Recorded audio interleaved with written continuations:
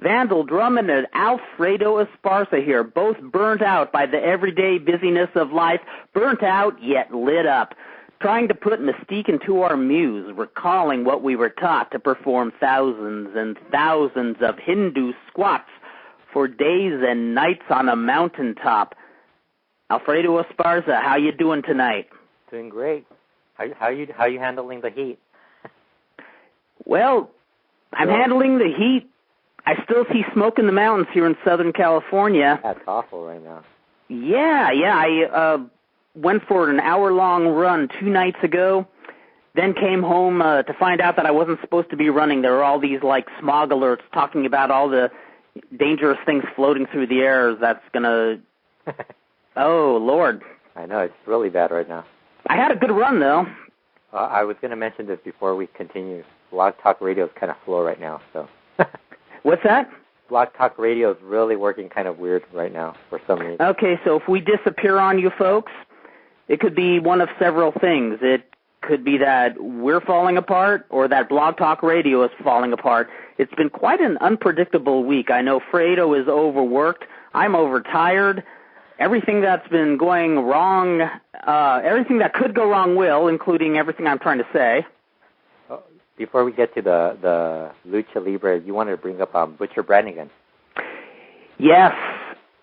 He passed away this past week was the passing of Butcher Brannigan, and I wish I took some time to put something together a little more eloquent, but I do want to comment on one of the more unique journeymen throughout the years.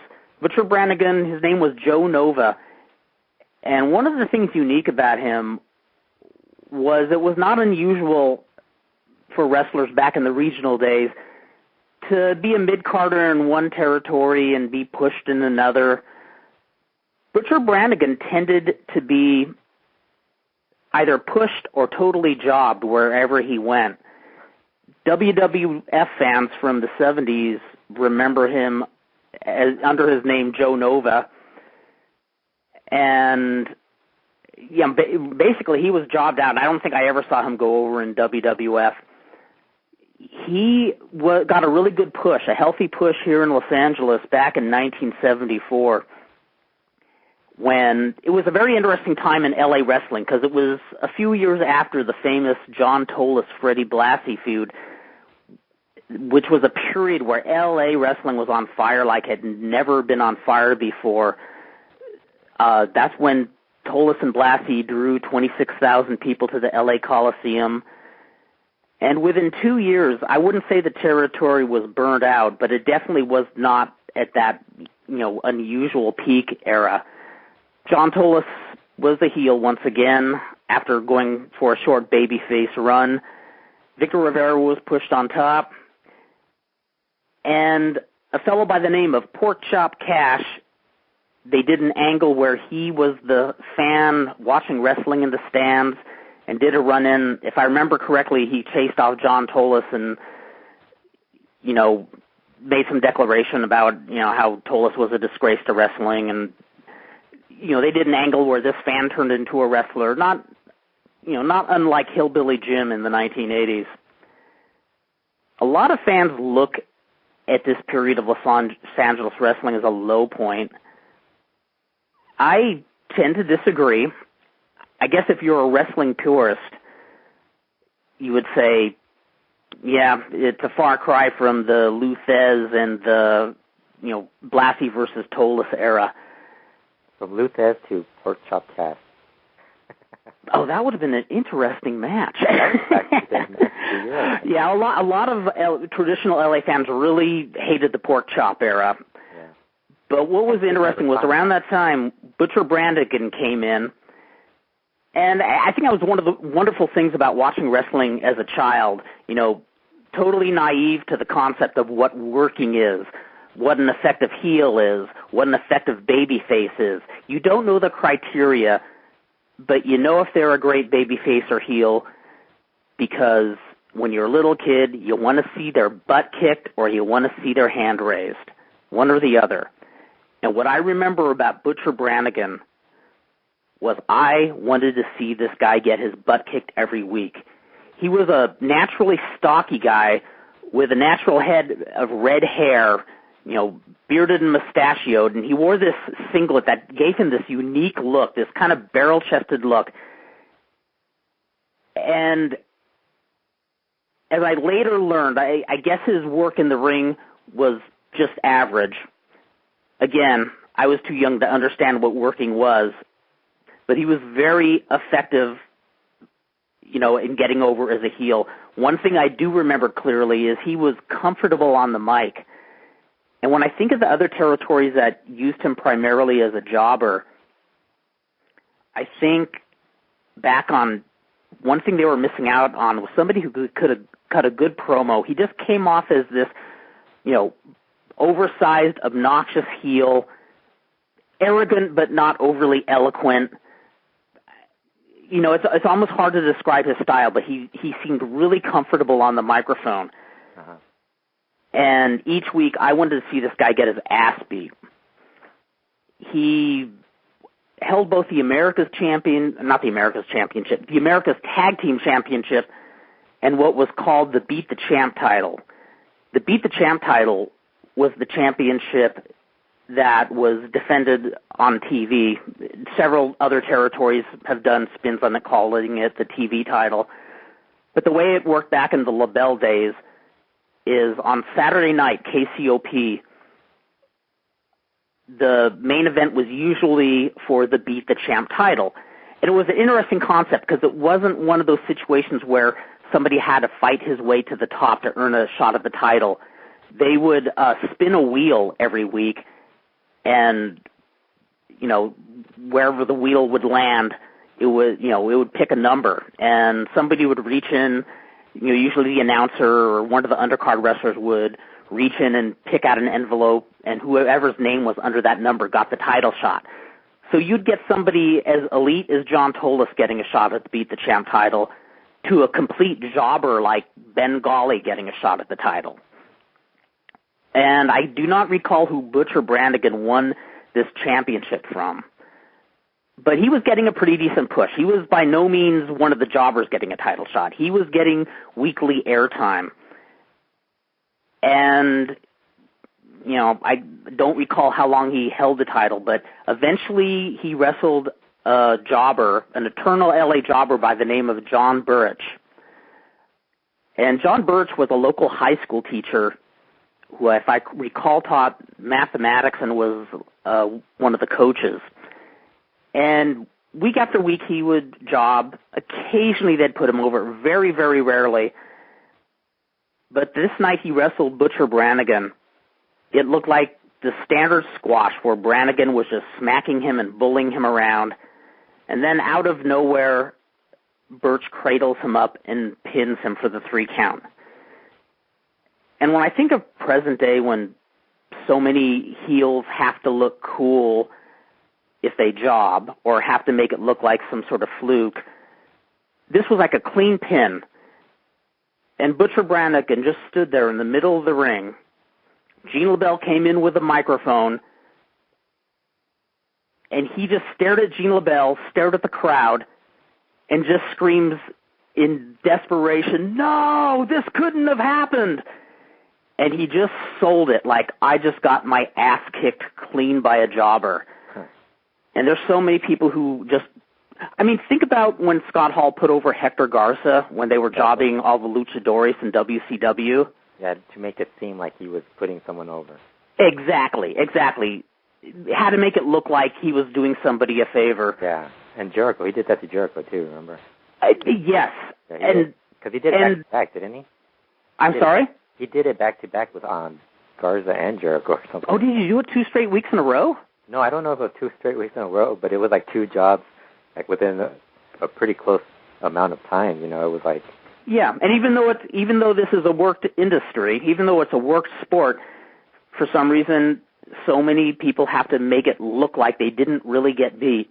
Yeah. And when I think about Butcher Brannigan, I remember this was 1974 when he did that job to John Burrich. And years later, I still remember that. And the reason I remember it, one, it was such a shock they put the jobber over clean. No screw finish or anything like that. But Butcher Brannigan sold it like he was defeated, a humiliated heel.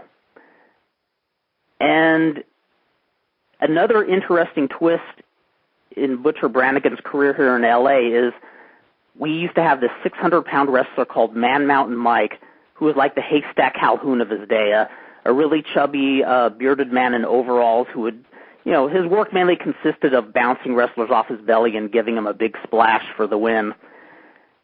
And he's another guy who was actually pretty good on the microphone as a babyface. Nothing exquisite, but just effective.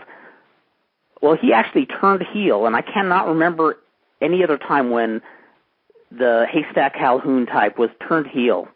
And when he turned heel with Butcher Brannigan. And one night they defeated Angel Blanco and Dr. Wagner for the America's Tag Team Championships in a squash match. Could you imagine that getting over nowadays? It'd be like, oh my God, the internet would have exploded.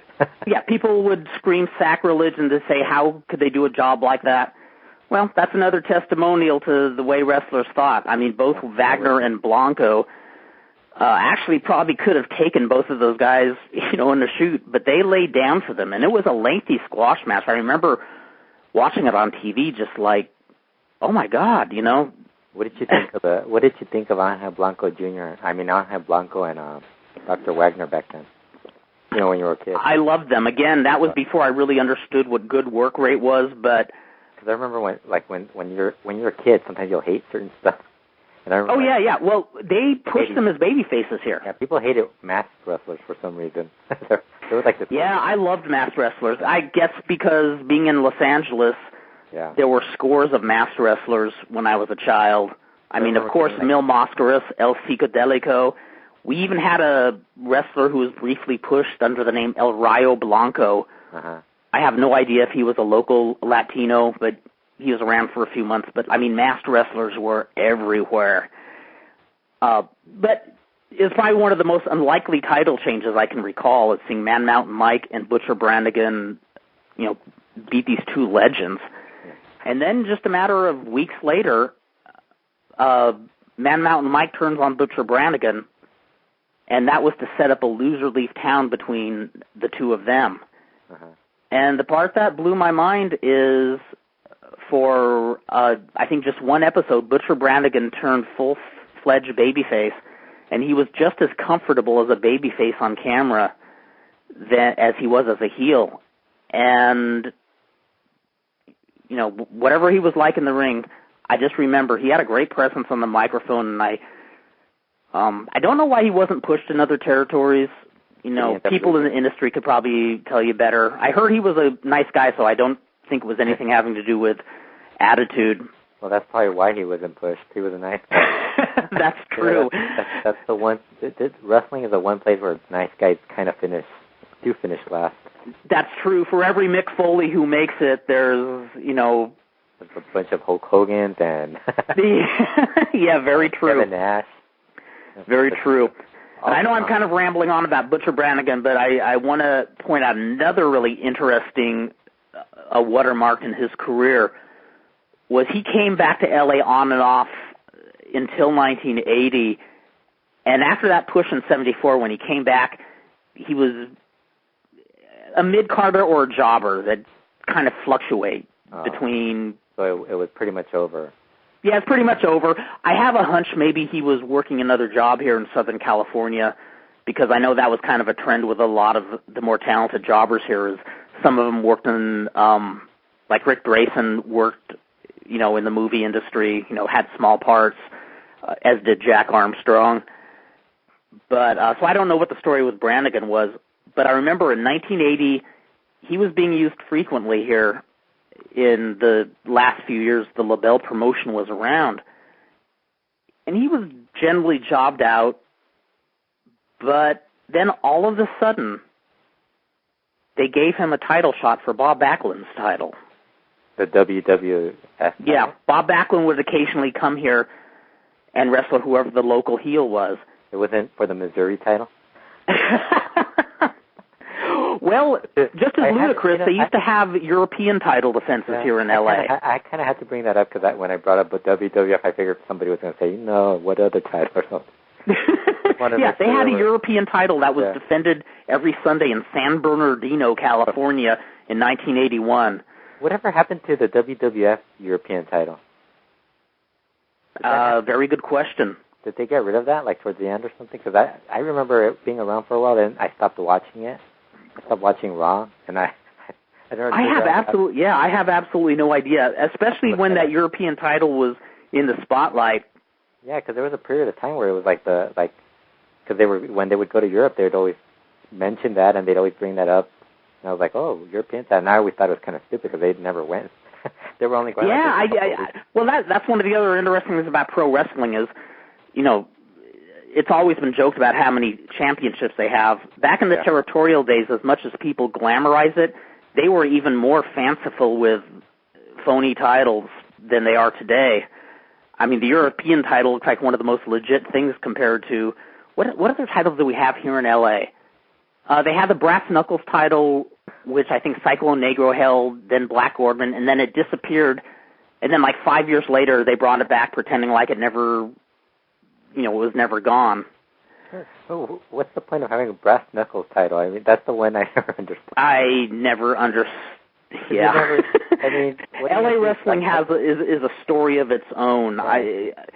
I mean, you could write a history of Los Angeles wrestling, and it would be like a regional Death of WCW book. Oh God. Yeah, I wish I could put into a nice little picture just how much potential Los Angeles had, what heights it soared to, and then how it slowly dwindled into and it dwindled way before everybody, like Mid-South and all those other places were still going on, and LA didn't have one major promotion. Or California. I mean, California in general didn't have a major promotion by like 82 or 83. I mean. Yeah, in fact, they folded at the end of 1982. And it just became smaller. Yeah. I started watching in 1972, and that was right after the famous Tolis versus Blassie match. And, you know, I didn't go to the matches live regularly, but it had a very faithful following for quite a while. I don't think it was until... You know, I would say, okay, the last year I remember just being a really strong year as far as good angles and storylines were when Oliver Humperdinck and the Hollywood Blondes were here in 1974 and 1975.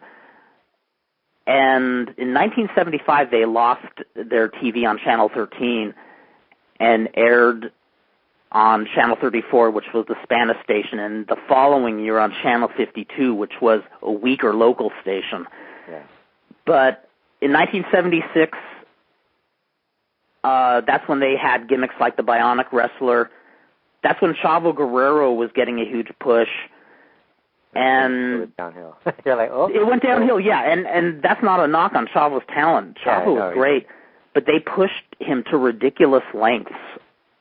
And when Mondo and Hector came in, it was like, you know, wrestling families. They just wanted to push everybody. The other families. Yeah, and it made all the heels look really weak because the heels were, I mean, the baby faces were so superior over everybody in the angles. There was, you know, really nothing to come and see. And actually the booking got so horrible because week after week it was Chavo Guerrero versus Roddy Piper. And you're going to think I'm making this up, but after dozens and dozens of Friday night main events of Chavo Guerrero versus Roddy Piper, the LA newspaper, the Los Angeles Herald-Examiner, which is no longer around, they used to do tongue-in-cheek coverage of the wrestling matches at the Olympic, and they would often joke about, well, TV summer reruns are coming early this year as Chavo Guerrero wrestles Roddy Piper for the umpteenth time. And the part I'm going to say you're going to think I'm making up is the TV would air Wednesday night, and they'd be hyping this Friday night's matches. So one Wednesday night, they're saying, fans, come this Friday. It's Chavo Guerrero versus Roddy Piper. You know, $5, $3.50, $1.50 for kids. And you know what the main event on TV that night was? Chavo Guerrero versus Roddy Piper. Oh, God. Yeah, they wrestled on TV that night. So this was the precursor to John Cena versus Randy Orton. That's a great way of putting it. That is an excellent way of putting it. You know, that's the other thing with like now, and you'll notice the same thing going on with WWE and AAA. They're doing the same main event over and over. Like, okay, guys, bring in somebody. And this is actually something where it's almost advantageous if you're somebody like me and you who watches casually these days. When I mean casually, you have the TV on. If you have DVR like me, you skip through parts you don't want to see. But I feel like I'm watching the same show every week. Did you watch last Monday? No, and I did hear I missed something really cool in Bob Barker. Just watch the first part. The first part's all you really want. I didn't watch the rest of it. Yeah, I mean, the rest of it's kind of like... You know what you could do? You could find it on YouTube now. That's what I should do. Actually, that's where I go for most of my wrestling these days, is YouTube. I found the whole thing on YouTube now. I'll just watch it here. I mean, it's much... You know, I don't really care about quality on that stuff since I don't really keep track of it. But yeah, like if you're somebody like Brian Alvarez or Vinny or Dave Meltzer, you have to analyze these shows. You have to watch them, but some of the stuff is really But different. what you're trying to sell to the casual viewer, and in my mind, if the casual viewer is flipping channels and they turn on USA Network and they see wrestling and they say, oh, there's Randy Orton and John Cena again. Well, the great thing, like with SmackDown, at least you can see the tapings. Like you could see the listings on, on whatever website you go to, wrestling website, and you'll find the lineup, and you'll go, okay, I'll check out Morrison versus whoever, and the main event, and you could skip the rest of it. Yes. I mean that's why I like tapings. Like even with like TNA Impact, like I'll look through it, and if there's anything interesting on it, I might watch it. I really won't, but that's what I love about this modern age is you can get a nice little menu, a preview menu, where years ago you just kind of turned on your TV and just prayed that something good would happen. Okay, Chris, so how about Shota Chochoshvili? What can you tell us about him? About who, where, what? Shota Chochoshvili. He passed away too. You didn't know that? No. Tell me about this. Yeah, he passed away. The Russian mixed martial arts. I mean, before, what was he, like a judo champ or something? I think it was judo. Again, shows you how off the map I've been this week. Well, for those of you out there, I've had a very busy week, and plus my computer's been acting up, so I've been kind of cut off from civilization lately. You know the thing, when I heard, the only thing I remember of him is, and I've seen him, but I remember him being basically just the worst of the Russian guys who New Japan brought in. Because I remember Hashimikov, what was that guy? Yeah. Slammin, Hashimikov, and yes. Those two guys were really good. I mean, now, when did he die and what happened? I don't know. I just read it. So it's like really, really recent? Yeah, it was on the Observer. In the Observer, somebody else passed away too. Somebody. Well, Kerry Brown, I heard, passed away. Kerry Brown passed away, and I was like, wow, there's a lot of guys who passed away, but at least these guys died slightly older. It was like in their. Well, actually, they're not that much older. I mean, Shota, I was going to say Kerry Brown. 51 years old. And then Shota Chochoshvili was like 59, I think. Wow, shocker. Butcher Brannigan was 61. Okay, so I think Shota. So I probably butchered his name like 57 times on this show already. But how often do we talk about Russians? It's very rare. Besides Alex Kozlov, how many other Russians have we done? Well, Kozlov, that's an easy name to remember. They're not Shota Chochoshvili. Like the old Alexis Smirnov. When they used to give Russians, here in America they give Russians really simple names. Names really easy to understand, easy to remember for gringos like us. With all these people passing away, we should bring up the Antonio Peña Memorial show. Definitely. September 26th, right? Yep, and apparently the main event is actually it's a double main event, or it could be a triple main event. It's the main event is Charlie Manson versus Chessman in a hair match. Which I find really intriguing because what I hear most about Charlie Manson is The poor guy has racked up more injuries than even the most injury-prone wrestlers. Yeah, I mean, he looks really, first of all, he's really slow now in the ring. And, I mean, it was even noticeable when he would tag with, I think it was Waltman and whoever else he would team up with, Rocky Romero and Kozlov. Whenever he teamed with them, he looked really slow.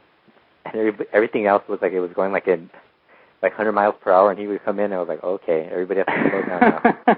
So, I mean, suddenly they should give him a role like La Momia or something like that, where he could keep up the speed. Yeah. Well, actually, did you see him the last couple of years? Like this past year, he started painting himself white? Yes, I saw that. He kind of looked like La Momia.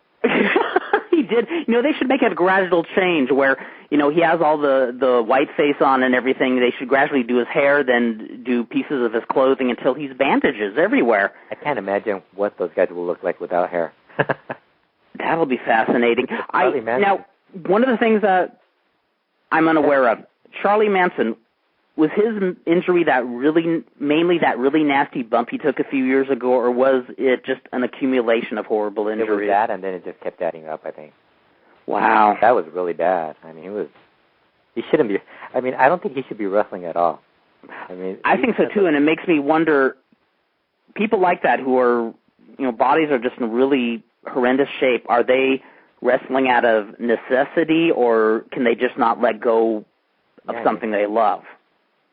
No, like there's the Ric Flair who really doesn't want to let go of the business, and then there's other people who just have to make money. Yeah, he's in AAA, so. Well, obviously, it's not like but you could still get off on just the rush of being in front of people. They're not going to care about his health either. So. Yeah. Oh man. Maybe he needs to quit and go to WWE for the health insurance. Yeah, really. Okay, and then the next match is the heavyweight title match between Dr. Wagner versus Macias, which is just a repeat of the Triple Mania match. Pretty much. I think they went too soon with that match. But, then I started noticing they already did Cibernetico. They're pretty much just sticking to three guys, so it's kind of like... Yeah, exactly. Well, in fact, is it my imagination, or ever since AAA got a hold of Dr. Wagner, it's like they're almost in a panic to just push him? Well, ever since, I don't know, did you watch from Rey de Reyes to Triple Mania? No, I did not see that. From that point to the Triple Mania, the shows were kind of okay. They were pretty good. They were building up to something, but since then, they've kind of blown. They've really been bad. I can't even get past the first hour now. No, it's been a difficult show to watch. I find myself often watching the earlier matches, the more either the flyers like Aerostar early on in the show, or the gimmicks like Pimpinela and El Ejido. Yeah, and then you end up seeing that one the interview segment, which ends up killing your buzz on the whole show. So. Oh, definitely. Yeah, it definitely doesn't bring it to a climax. Okay, next up is the Copa Peña. 13 men. Yep, 13 men with a surprise luchador, which probably will end up being Conan or Cosmo. Because I guess they're having trouble financially right now. So. Now I know they're not. Well, at least what I've heard is that they're not drawing all that well these days compared to where they were in the last year or two. But I think they have to come out of that one match with a new main event guy, because you can't really go with Wagner versus Macias for a third time at the final show that they're doing. Very true. And then you have the Reina de Reinas Bull Terrier match between Sexy Star Fabi Apache, which will probably be the match of the night. Why is it, and why does it sound so weird to see Fabi Apache, Sexy Star, and having it called a Bull Terrier match? It sounds so contrary, or... It sounds really, it's going to be a bloodbath probably, so... Wow. And then you have the cruiserweight, 6-man cruiserweight match, which of course has to include, they have to include ladders, because they don't really need these guys. They don't need Extreme Tiger and Teddy Hart just killing themselves. Oh, man. They need to throw in a ladder and make it even more dangerous for these guys. Which, that match, I don't really, I think it's going to be a train wreck right there. Oh, man. But then you get to the even worse match. But the worst match, Okay, the worst match that you're about to bring up is the one that oddly I am most curious about, curious to see. The steel cage hardcore match between El Elegido, Gronda number 2, I guess this is the AAA one. Yes. Second version. Dennis versus the original Gronda. Yes. And Joe Leader and Nicho. I want to see that. I just want to see the original Gronda and Gronda Segundo mix it up. Inside a steel cage. Who comes up with putting them inside a steel cage, you know? Oh, my Lord. I would love to see them both try to escape at the same time. And then, like, their legs snap at the same time. And I know people have already made 101 jokes about this, but I wish we could throw John Strongman in with them. You know the worst thing about this? I had no idea Dennis turned on babyface. I had no idea either. Do you know who Dennis is, right? Yes, I do. Okay. and then again, it just shows you how casual view. You know, one week I'm going to surprise everybody who listens, and I'm actually going to be up to date with everything. I'm going to have actually watched everything that I've said we were going to watch. Well, that's the problem. Even if you watch it, you're going to be behind if you don't keep up with whatever the latest news is, and it's so time. It's like it always changes. Like by the minute, it always changes. This is true. Because I mean, I had no idea Dennis had turned babyface, and I pretty much follow that. I read all the results all the time, and I didn't even realize it. Yeah, and that's in slow time compared to. Like I remember, again, back when I was young, news traveled very slowly, and you wouldn't find any news until a month later. And now that's almost unheard of. News hits the internet before it happens nowadays. Okay, the opening match is the glow-in-the-dark match, which I absolutely hate because when you're watching this on TV, first of all, you can't see anybody, and it is horrible when you're recording it onto a DVD because it just looks like so shitty on. I mean, it's I don't know. I just hate that match. I just hate it for so many reasons. Well, again, I'm showing my age here, but then you look at who they pick. They pick guys who could actually have a good opening match. Well, guys who you actually want to watch. You don't want them to hide. Why would you want to give them glow in the dark? I mean, Gronda and Gronda 2, Gronda and the original Gronda, those are the guys who you don't want to see. Actually, that wouldn't. Gronda 2 versus Gronda in a glow-in-the-dark match where they would have their bodies painted in red, but like in different tones of red where they would glow. I would actually pay to see that. That would be pretty badass, you know. But like seeing like a high-flying team working a glow-in-the-dark match, what are you going to see? Like little like just like these weird, you know, like ghosts flying out of the ring. I feel like two other ghosts, you know. It's like I know it's so unusual, and this is what I don't get about wrestling in general these days is you have so many workers who are good at wrestling, at getting in there and just working a match, one man versus one man or a standard tag team. But it seems like everybody and their brother has to reinvent the wheel every week. But they have to invent some new. But you know, the sad thing is they don't come up with anything really. It's them trying to be creative, but it's nothing really. It's nothing that you're going to say, oh yeah, I'm going to watch that. You know? It's almost like something that's a funny idea if you're sitting around drinking with your buddies and, hey, wouldn't it be funny if you turned off all the lights and had everybody glow in the dark or... Glow in the dark matches would work great in Incredibly Strange Wrestling. But I mean, that's what they are geared for. Yeah, I mean, it just doesn't work for like a major promotion. And then, you know what they should do? They should actually have a blindfold match, like with the ladder. I have to tell you... With blindfolds, you know, everybody blindfolded and trying to climb off on a ladder and try to jump. So that might actually help Extreme Tiger. That would be. I do have to call back to Hadco Plaza and tell you about the greatest blindfold battle royal I ever saw. Oh God, they actually did that. They did it, and I kid you not, it was hysterical. I have no idea who won the blindfold battle royal, but it didn't matter. Too? What's that? Were you blindfolded too while watching? No, this was before I was an active. That's why you can't remember.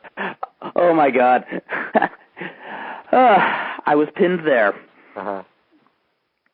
No, the whole story behind this blindfold battle royal had nothing to do with who won it. It had to do with the referee. The referee was Sergio Garcia, known to people as Platano.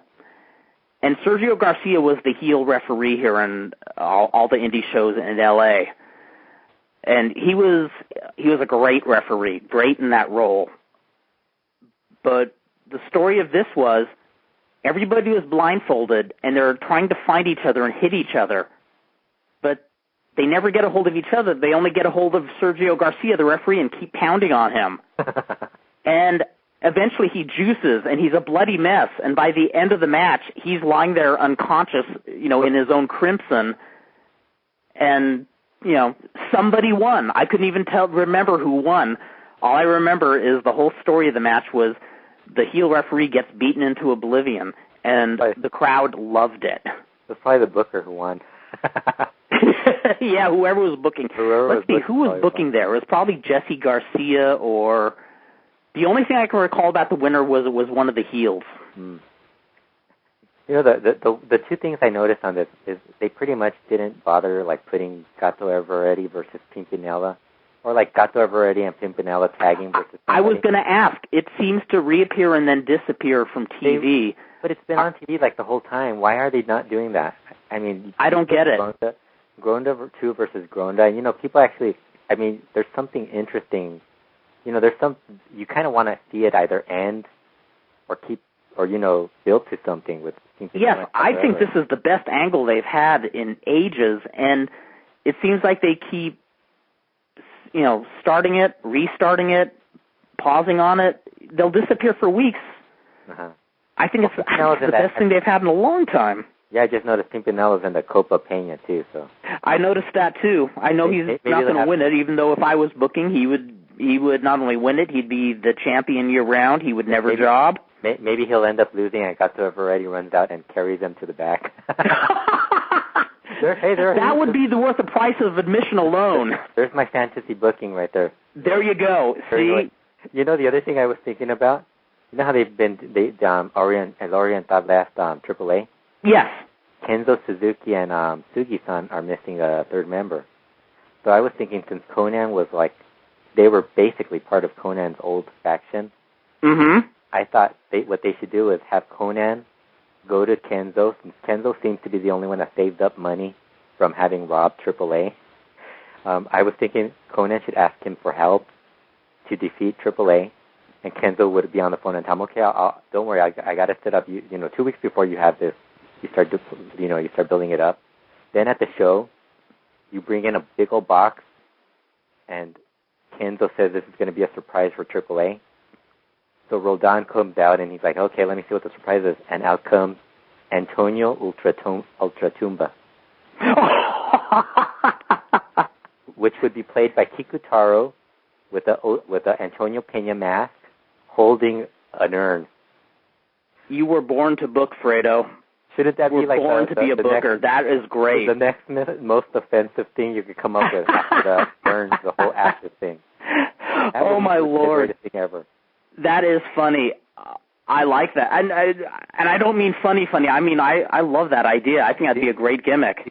I mean, they use his ashes as a storyline, so why not have his ghost? Yeah, his ghost, and then his ghost actually goes to the bank and gets money out. Start doing all these different things where and he doesn't have to wait for the bank to open because he will just walk through the walls and take the cash. No. He goes in, and at the time they open, and he opens an account, and they give him money from AAA because he's Antonio Peña. And Conan always thinks it's not going to work, and Kenzo tells him, hey, it's going to work. And all of a sudden, this becomes the greatest trio ever. Kenzo Suzuki, Antonio Ultratumba, and Sugi-san. I absolutely love that idea. That would be the greatest game. And you'd have a new guy. Of course, I don't think Kikutaro would want to go to... I think it would also be great when he goes to take cash out of the bank. Go to the ATM and take it out, Yeah, there you go. Or if he has to go inside, have them not look oddly at him because he's a ghost, but just, wait, your signature doesn't look like Antonio Peña's. Are you really Antonio Peña? No, and then he has a passport. That's the even better thing. He has a passport, and it says Antonio Peña on it, or an ID.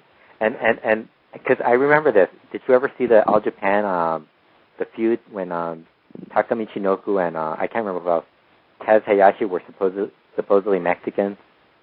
No, I never saw that. They were feuding with Mexicans who were pretending to be Japanese guys. And they were doing the inverse. So they actually had passports, and they had their names written in there like in Japanese, but they had Kendo. I think it was Kendo. Kendo's passport was him with this big old like fade. You've seen him without his mask, haven't you? Yes, I have. Yeah, he has like a weird looking, like a really like he can make he's got a really cool facial expression. Yes, exactly. Almost like a Fuerza Guerrero, where he'd be better without his mask. He does this weird look, and they put a close up, and it's funny because it's like him doing his like weird look. So I was thinking that's when I got the idea. I was like, man, that would actually be a really good idea for AAA, and of course they would never do it. Oh my lord, and of course we can't let one episode pass without throwing Stalker Ichikawa somewhere into the mix. We can't have Stalker Ichikawa there. It's Kikutaro. What's that? It's Kikutaro. What are you talking about, Stalker? No. I'm saying we have to throw Stalker Ichikawa. Since we have Kikutaro, we have to have Stalker Ichikawa come in and do some sort of performance art. He's going to come over and ruin it. He's going to somehow be the first negative 5-star Dragon Gate USA PPV match. He's going to be the first one that gets like a 2 stars, or 1 star or something. Exactly. He'll get a 1 star from everybody except me. Dave Meltzer, did you read that one where they were rating the Dragon Gate matches? No, but what I heard was there was no match that was like under 4 stars. You haven't seen the pay-per-view, right? I have not seen the pay-per-view. You have to get it. It is really good. In fact, since we're sitting here and since you're we're order in real right now. time, I'm going to turn on, because you know what? It aired Friday night, the pay-per-view, and then there wasn't a re-airing on my system until Tuesday. Oh. And being in the flaky mode I am this past week, I totally forgot about it on Oh, did you order it or no? No. That's why, as we speak, I am turning on my television set to see when it airs next. Now, I can't order it right now because Naked Angels Uncensored is airing. Oh, that might actually get 5 stars. Yeah, that could, and let's see, Girls Next Door, the hottest, Hot Street Gang Sluts, but no All Day Long, Uncensored, Up the Skirt Uncensored, MILFs Who Love Young Women. I gave that one, MILFs Who Love Young Women, I gave that 5 stars. 5 stars for the run-in? It had a ton of, it had amazing heat in the match. Amazing heat under the collar. Okay, Nude Ebony Honeys, Hot and Horny All-Girl Sex, Naked News. Oh, and get this. Okay, in between Totally Nude and Naughty Nymphs and Nude Young Sluts Revealed is King of the Cage, Superstars. So all day long, there's, softcore porn, or at least I think it's soft. Do they show hardcore porn now on pay-per-view? No, they still, it's kind of soft. So who's gonna, and in between Jerry Springer Uncensored and Jerry Springer Uncensored, you could see Macho Madness, Randy Savage, and I'm looking for I don't think Dragon Gate. They've hardly... I don't think they're going to make money. I know, yeah. That's what bums me out, is I know they're not going to make money. That's why I feel guilty for not ordering it, is whenever there's something really cool on the indie scene. Oh, here we are. Women's Erotic Wrestling. Hey. Yeah, I think that was the promotion that wanted me to sell their DVDs once. I kind of... Yeah, I guess I'm just going to have to find a copy on DVD. I feel guilty for not... Well, you could always order it on DVD from them. Yeah, I want to order it straight from them. Same with Pro Wrestling Guerrillas. I don't feel right getting contraband copies only because I see these guys working their butts off trying to turn a buck. Yeah, and it's pretty much the same promotion. Yeah. But I was gonna say, like when I was the first 2 matches, after the first 2 matches, you're pretty much burned out on the rest of the show. So it's the type of show you probably have to TiVo and then you watch it again later because it's just like nonstop. It's really good. And you and I have talked about that a lot after attending a lot of indie shows several years ago here in Southern California. Is you see these really, well-wrestled matches, a really good work rate, but after you see 3 or 4 one of those matches, it seems like you're seeing everybody trying to upstage the other and everybody trying to outspot the other. Yeah, you need something different in between, like, because I think that's the one thing I noticed during the show, that everybody almost did it's almost like the same thing over and over. But you know what it was? The opening match was really it was so good, and they kept kicking out of every single big move that it kind of wore you out towards the end. But I mean, but any other promotion, it probably would have bored. You know, I would have stopped. But Dragon Gate, they have so much talent on the roster that you can pretty much keep going just watching it over and over, and it's nonstop. It's really good. Yeah, and you know, I mean, that's great for like a hardcore fan, like. Yeah, like me. Yeah, exactly. For like you or me, it's great, but for the average viewer, you're almost. I mean, I know a lot of people, you know, think I'm out of my mind saying this, but if you have your opening matches be 5 stars and, you know, go some inane amount of time, you're actually, how do I describe this? You're going to burn them out. You're going to burn them out. Yeah, by the time you get to the main event, which will also be 4 or 5 stars, the people are going to be spent.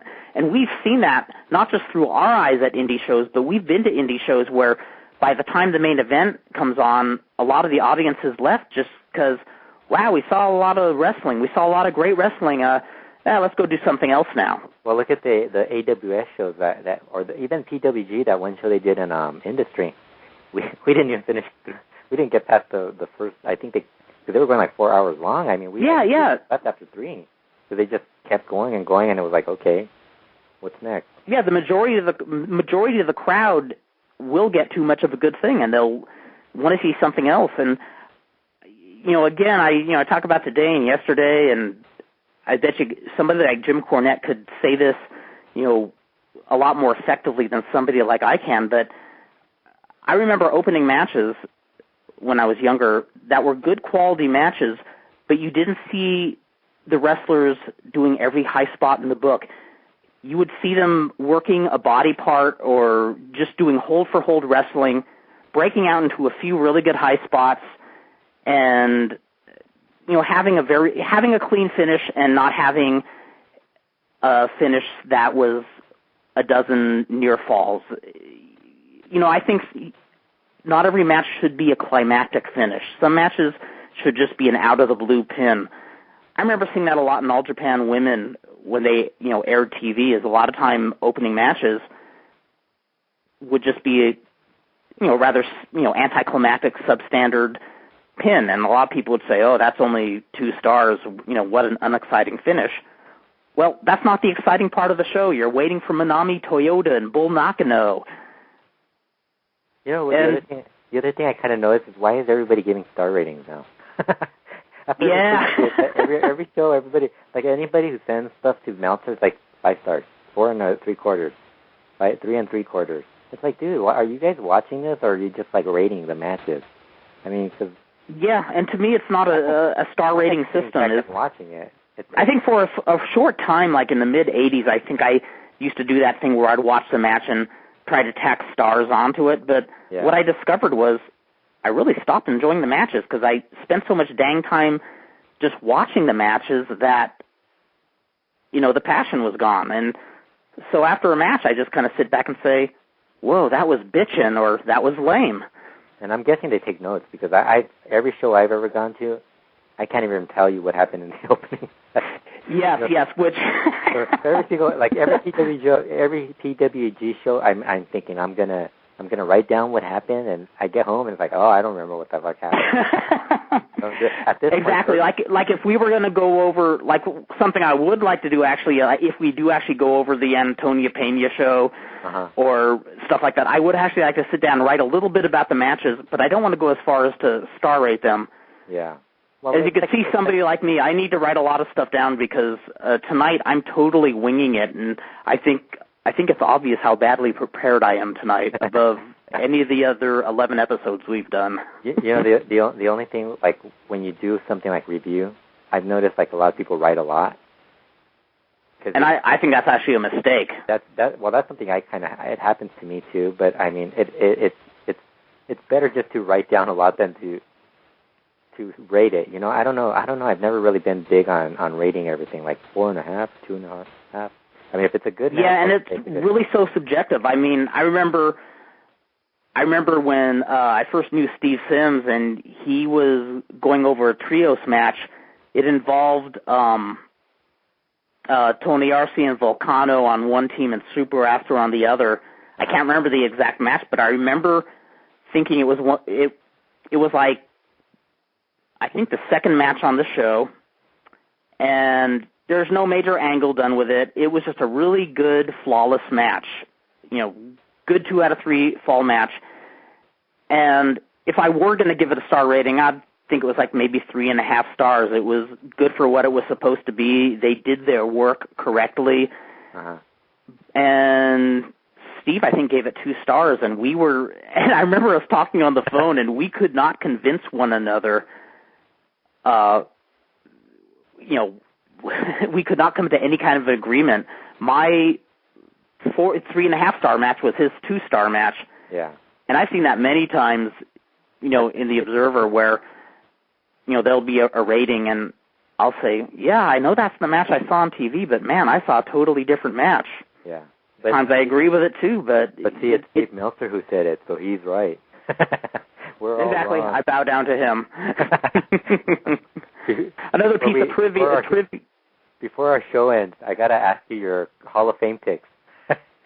Oh my God, boy, did you put me on the spot, because, again, how badly prepared I am, and I talked for over 4 hours on David Bicken's band. That's why I wanted to bring it up, because I listened to all 4 hours and I couldn't figure out what your picks were. But I don't think Bix ever said, "Did you pick him?" I'm sorry, what's that? I don't think Bix ever said, "Hey, did you pick him?" It could have been more specific. Did you pick this? Well, guy? I think that's what the intention was, but I think I went over who belonged, who didn't belong in the Hall of Fame.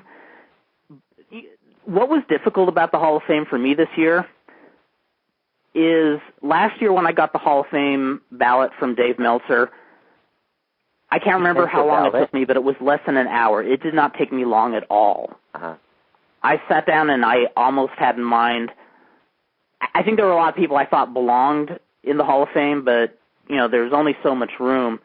Yeah. But I knew my picks right away, and this time around, they're thinking so many people belong, so many people don't belong. I think part of it had to do with the fact that they added a number of candidates like Big Daddy and Kendo Nagasaki. The British. I loved that hypnotism gimmick. Love that gimmick. But I really spent a lot of time. I think there were so many people deserving of being in the Hall of Fame this time around. The one that I picked right away that was a no-brainer for me, but I don't think is going to make it, is John Tolis. And we talked about this last week on this show, is, one of the criteria for the Hall of Fame is not necessarily being somebody who is an international star, but somebody who made a splash at a very important time in a regional territory. And the Tolis versus Blassie feud was probably the most important feud in Los Angeles history. So he was my pick right away. And the other 2 picks that I can think of right off the top of my head are Kendo Nagasaki and Big Daddy Crabtree. I know they weren't the greatest technical workers, but... I never heard of Big Daddy. Just kidding. I just wanted to get you. Man, you're totally messing with my head tonight. Haven't your parents ever taught you not to mess with the meek? I'm a little pissed off because you didn't mention the Luchadors first. And I think the Luchadors were the ones I had the hardest time with, because I think all the ones on the ballot deserve to be in, especially Blue Panther. He's one that I totally... Did you just decide, you know what, they're not going to go in, let's not pick them anyways? Did it ever come across? Because one that I didn't pick only because there wasn't room, and I did pick last year, was Viano Tercero. That's a guy who belongs in there. Yeah. And so I was... So why didn't you pick him? Because there were other people like Blue Panther in there. Oh, so there's only a certain amount of guys you could pick from. Yeah, you can pick 10 wrestlers out of the list, and there's several dozen wrestlers on there. Yeah, there's like a million. Yeah, in fact, here are my... I think Mike Boyette's towards the bottom of the list. Bill and Randy. In fact, I know we haven't mentioned this to the crew, but I wrote in your email how there should be like a Journeyman Hall of Fame. Yeah. A Hall of Fame for the people like Mike Boyette or Chris Colt or, well, Butcher Brannigan. Guys who kind of left an impression on people, but not necessarily as the top dog. Yeah. I mean, Mike Boyette, I loved the gimmick of his losing gimmick. Uh-huh. And, he had quite a history. I mean, with the hippies and all that. He was the hippie with Mickey Doyle. He was also Apocalypse in Memphis. Uh-huh. I mean, that's a interesting that's journeyman career. We should create a website just dedicated to putting people that Dave Meltzer would never put into his hall. That would actually be pretty funny. Anti-Meltzer. I bet you actually Dave would get a big kick out of it. the Wrestling Observer not invited Hall of Fame or whatever. Yeah, exactly. Exactly. We hear them knocking, but they can't come in. People who will never make it into the Hall of Fame. Yeah, because I was hearing their podcast with Jim Cornette. They were talking about Rey Mysterio, who's pretty much. I mean, is there a guy who should, like, of all the Mexicans, is there not a guy? I mean, he's pretty much a lock. He got my vote. In fact, I'll read off my votes really quick right here. Rey Bucanero and Ultimo Guerrero I picked as a tag team. Big Daddy, Chris Jericho, Ivan Koloff, Conan, Jose Lothario, Midnight Express, Rey Mysterio, Kendo Nagasaki, and Blue Panther. Wow. You picked Rey Bucanero and Ultimo Guerrero ahead of Yano 3? Yeah, and... I don't think I would have done that. I was kind of on the fence. Yeah, I wouldn't have done that. Because, I mean, at this moment, Rey Bucanero and Ultimo Guerrero at some point will get in. Yeah, it was funny because... All even separate. You know what's funny is I picked them, but after I picked them, I was thinking to myself, is it time? I mean, not that, I'm the person who makes the call on when somebody should be in the Hall of Fame, but I actually do think it is actually a little early. Yeah. But they're still relatively young. Yeah. Yeah, but I did pick them. Yeah, I mean, that's fine. But it was a strange judgment call. They won't get in anyways. I don't think they're going to get the... Because I'm guessing whoever picked in Lucha, probably there's some people that picked Diana 3. Yeah. And that's why they're going to probably... Them and Blue Panther will probably be the ones that are going to be... Wait. Oh, God. What happened? I hate to do this on air. What happened? You're wrong? I read my list incorrectly. Oh, no. Kurt, it's being recorded. Yeah, it seems like each week I get a little more foolish. It's being recorded now. Everybody knows. You know what? I take that back. My judgment call was as it was in the end. I didn't include Rey Bucanero and Ultimo Guerrero. You picked Viano? I picked John Tolis. John Tolis. So and the other person that I did not include was Jose Lothario, which I really wanted to include. Who I picked in that place was Dr. Wagner Sr. Okay, yeah. What happened is I had my list here, and I sent it to Dave, and then I realized I hadn't cut it down enough. Did he email you and tell you that you didn't cut it down, or? No, I realized it less than 2 minutes later. So those are the two corrections. Oh, okay. Yeah, because Dr. Wagner Sr., I could totally, why he got there. I actually make the argument with Dr. Wagner Sr. Yeah. It shouldn't even be voted on. He should just be in. He should be automatically in. He's one of the all-time greats out of Mexico. Yeah, exactly. It's not a situation like Fabulous Moolah where somebody just handed him the gauntlet and said, okay, you're top dog. That's why I didn't put Fabulous Moolah in. She's somebody who just kind of, Jim Cornette was pimping her. I'm sorry? Jim Cornette was voting. I guess he must have voted for her. Yeah, she was one of the rare ones who, in my category, in my books, the vote is no fucking way. Yeah. I mean, I understand why people want her in, but she sounds like somebody who had political power and was able to utilize it. And actually, I give her a hell of a lot of credit for that. Having that much clout for such a lengthy time in an industry like pro wrestling is no small feat. But she was able to use that clout to stay on top, and she could push who she wanted and blackball who she couldn't.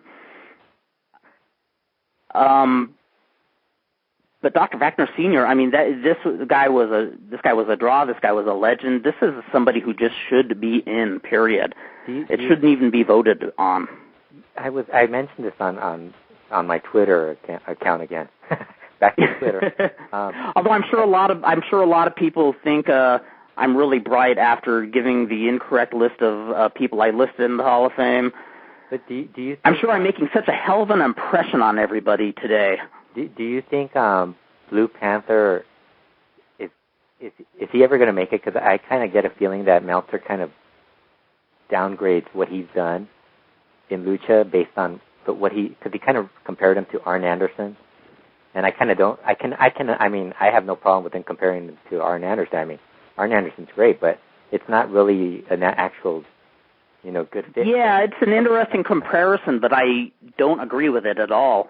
No, because I mean he's done. I mean, I don't remember Arn Anderson ever headlining, main eventing in singles matches. No, neither do I. And one of the, it's ironic the Arn Anderson comparison, because one of the other comparisons I remember Meltzer making years ago is when Blue Panther wrestled Super Astro in 1991 in a televised match, 2 out of 3 falls for his championship. And Meltzer compared him to Dory Funk. Yeah.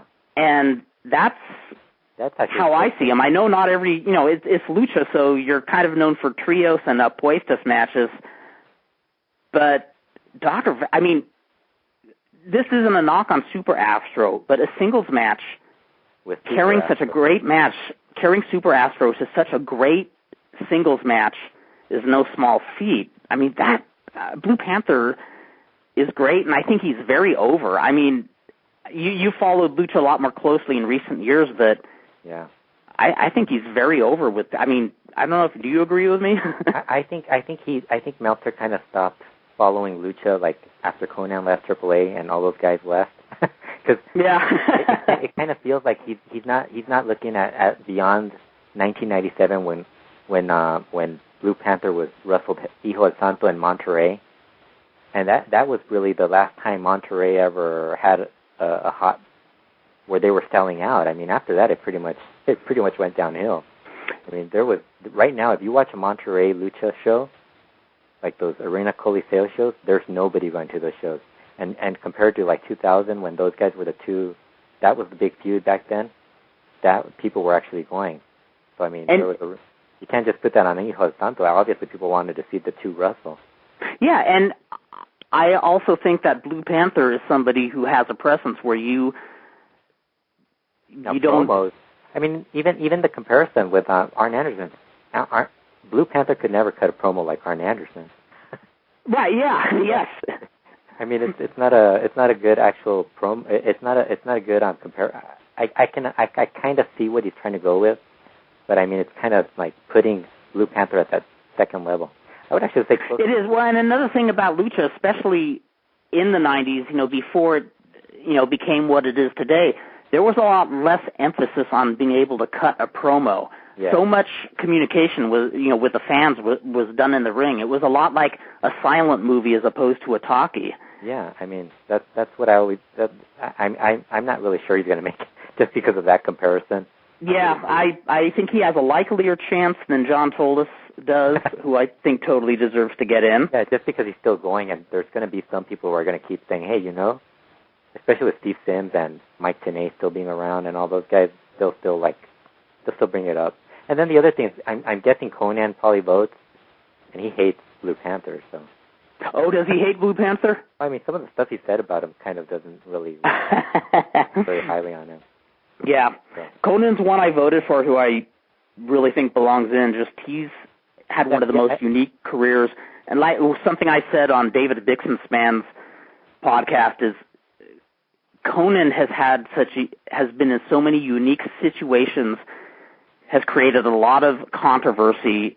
Yeah. You know, hopping from promotion to promotion. Actually, that's not a fair way to put it. He didn't really hop from promotion, but, you know, he made a lot of political moves, some of them popular, some of them not so popular, some really smart and clever, and some not so wise. And then whatever damage he didn't make, WCW did the rest. Oh, yeah. I mean, and you know, but no, Conan's somebody who, there's somebody, if you got the right author, you could write a really great biography on Conan. Yeah. I said, as long as it's not Conan who's writing it himself, if you had somebody who... The Hogan of Mexico. Yeah, exactly. Conan. But I think as far as somebody who's a strategist in the wrestling game, I think he's a smart cookie. He's made, you know, burning the bridge with Paco Alonso, so, you know, that probably wasn't the best move, but it doesn't matter at this point. He's in a, you know, good place right now.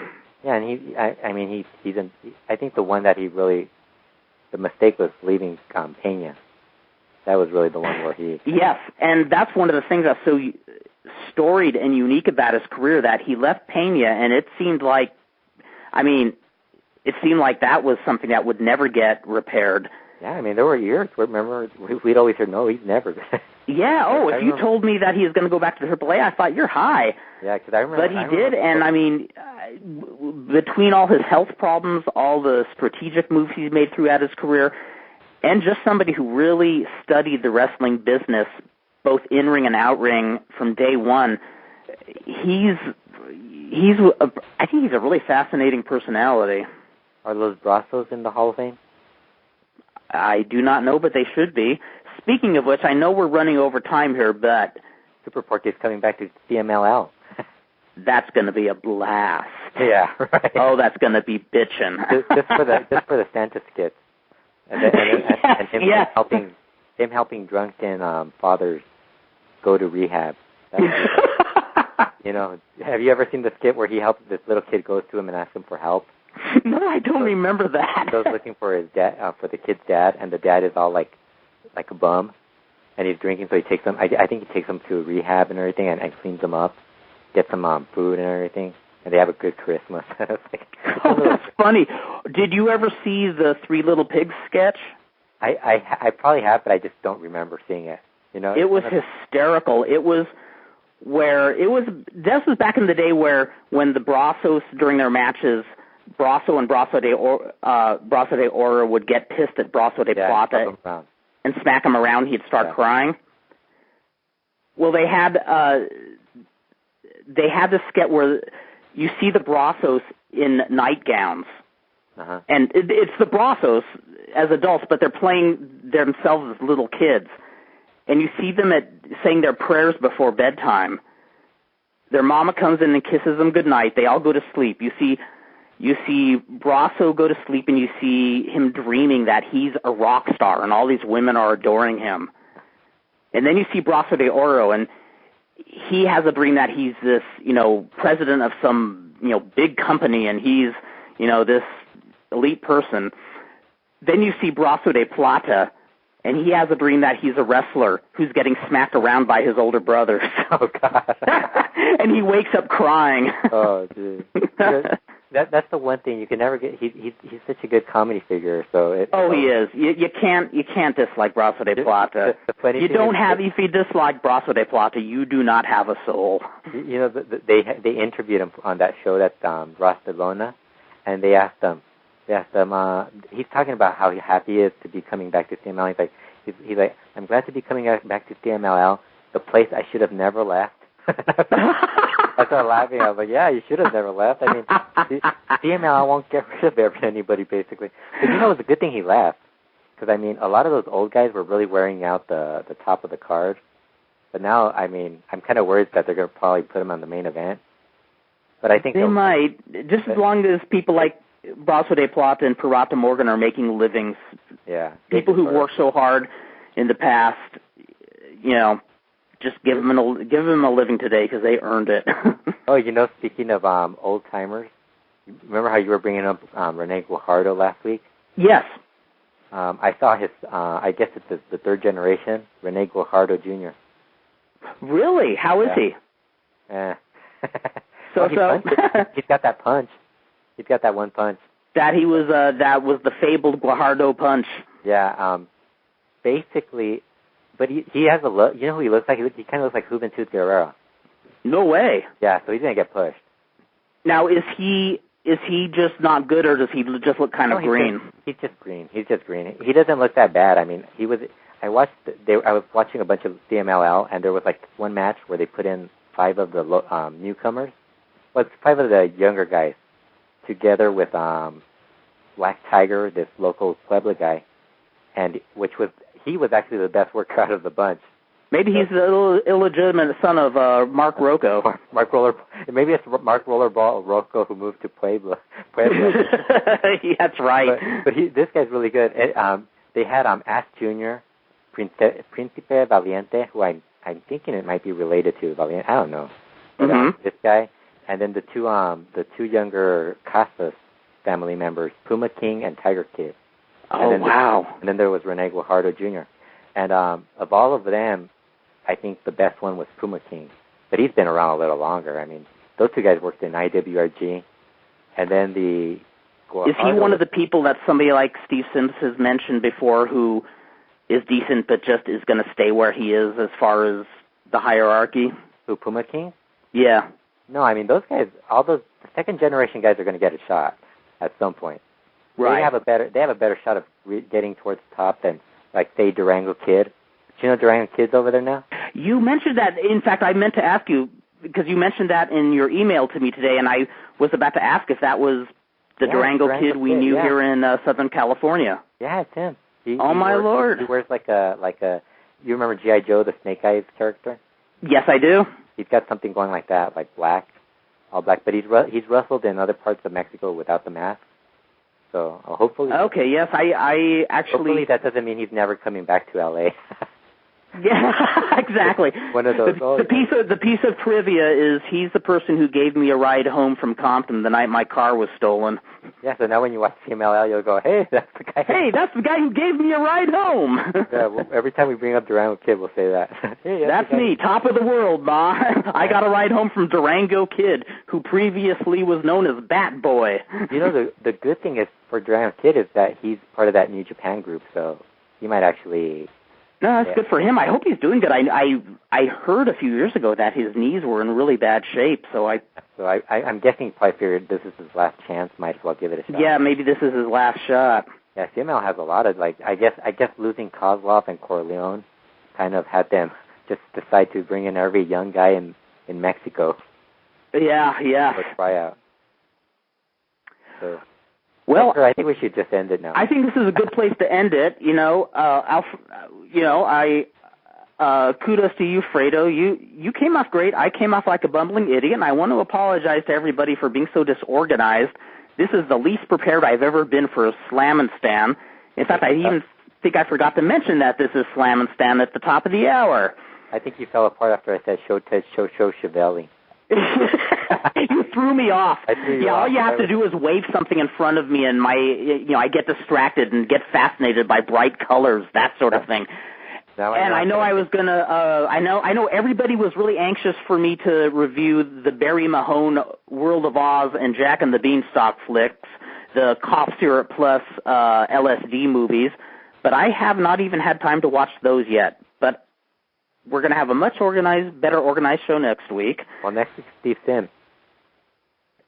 Steve Sims will be here next week? Next week? Well, that's what he said. He planned it. Oh, we're going to hold him to it. So, ladies and gentlemen, if you're still listening after an hour and 15 minutes, next week, Steve Sims, and we'll be hyping it all over the place. So, for the total awesome Alfredo Esparza, slambamjam.com. See, I even screwed that up tonight. That's okay. And from Vandal Drummond, StanTheEmbryo.com. Remember, if you're walking through the streets of Southern California, see, I'm purposely screwing this one up, and you see something bright, like really bitching through the sky, it's not Monfeld's powder. It's something else really bitching. For all of you, have a great week. See you next week, my babies.